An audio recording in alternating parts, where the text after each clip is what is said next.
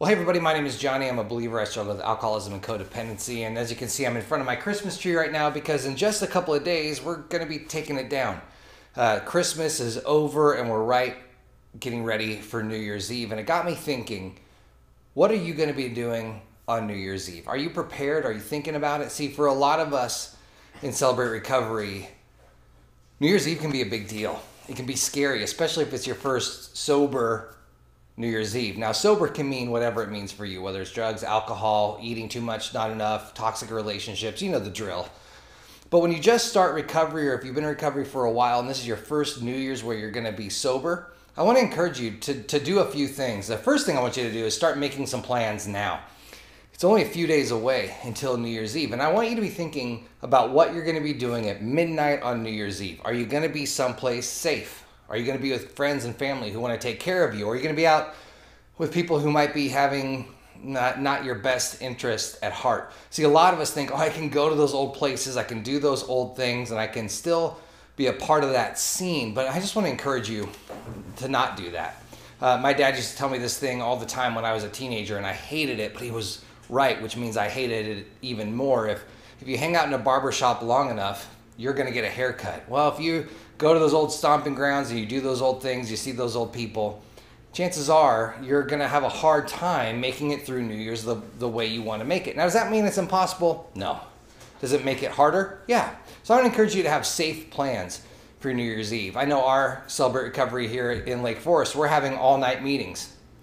So maybe your church is doing something like that at your Celebrate Recovery, where you can go to a meeting before or after whatever it is you're planning to do on New Year's Eve. But also I want to encourage you to have some things in mind, some people to hang out with, some safe people, some places to go, some safe places, your church, your Celebrate Recovery group, or traditional or secular recovery groups for that matter.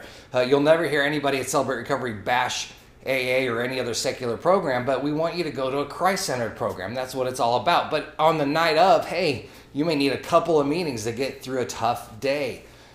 Your friends, your family, if they're safe for you, be with them. If they're not, find safe people to be with.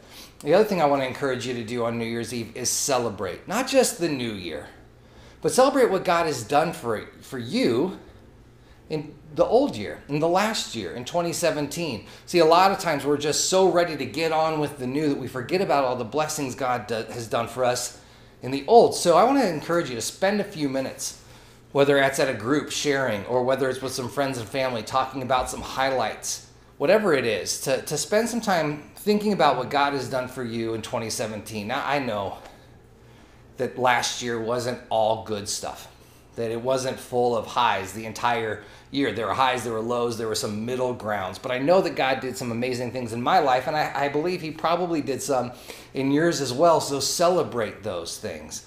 And then I want you to think about what you're going to do in 2018. I'm not talking about New Year's resolutions. I'm talking about setting goals. I'm talking about saying, God, what is it you want to accomplish in and through me in this new year? And then allow him to do some work inside you that will show you some really encouraging or some challenging or maybe some dreams that you don't even know you have yet that he wants to do in 2018.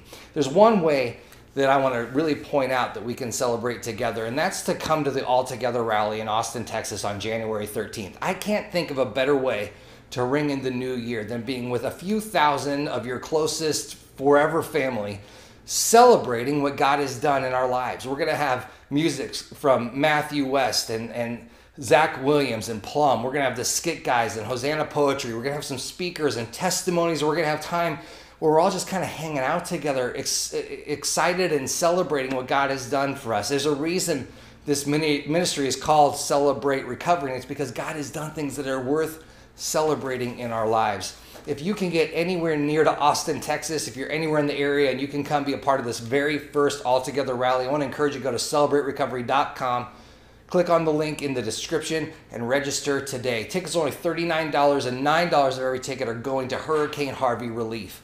I don't want to talk too much about that and make this whole thing like an ad for the thing, but I am so excited for it. I wake up every morning thinking about how much fun it's going to be, and so I want to encourage you to come if you can. So be safe.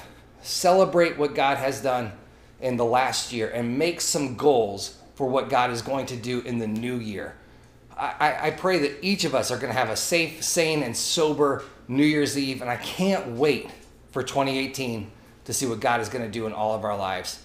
With that, I'm going to say goodbye, and I'll see you next time. If you like this video, please make sure you give us a thumbs up, subscribe to the video, share it with your friends and family, let them know Celebrate Recovery is on YouTube, and I'll see you next time. Bye, everybody.